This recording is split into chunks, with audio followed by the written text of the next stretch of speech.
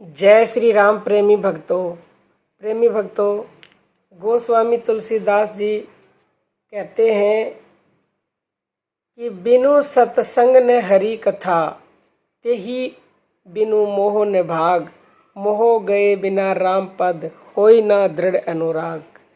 अर्थात बिना सत्संग के हरि कथा नहीं मिलती और हरि कथा के बिना मोह का नाश नहीं होता तथा मोह के नाश के बिना राम पद यानी कि ईश्वर से आपका अनुराग यानी कि प्रेम संभव नहीं है। रामचरितमानस के बालकांड में भगवान शिव जी के वचन हैं कि हरि व्यापक सर्वत्र समाना, प्रेम ते प्रकट हो ही में जाना। यानी हरि अर्थात भगवान ईश्वर, वह सर्वत्र अर्थात सभी स्थानों पर समान रूप से उपस्थित हैं, लेकिन प्रकट होंगे प्रेम से, यानी कि उनके प्रति सच्चा प्रेम होना चाहिए।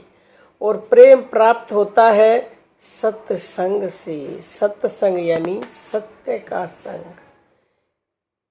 जयदयाल गोविंदका जी लिखते हैं कि सत्संग 4 प्रकार के होते हैं। पहले प्रकार का सत्संग है परमात्मा में प्रेम, यानी परमात्मा में अनुराग उत्पन्न करना, परमात्मा का दर्शन कर भक्त का उनके साथ रहना। यह सर्वोत्तम सत्संग का स्वरूप है। श्री तुलसीदास जी ने इस सत्संग का बहुत ही विशेष महत्व बताया है। उन्होंने कहा है, तात स्वर्ग अपवर्ग, सुख धरही तुला एक अंग, तूल न ताही सकल मिली, जो सुख लव सत्संग।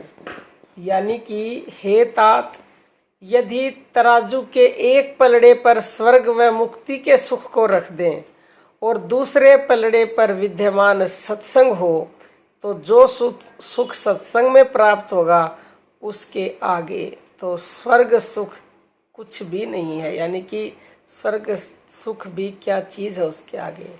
दूसरे प्रकार का सत्संग है भगवान के प्रेमी भक्त का या सत्य रूप परमात्मा को प्राप्त जीवन मुक्त पुरुष का संग, अर्थात वह पुरुष जो ईश्वर तुल्य हो उनका संग करना।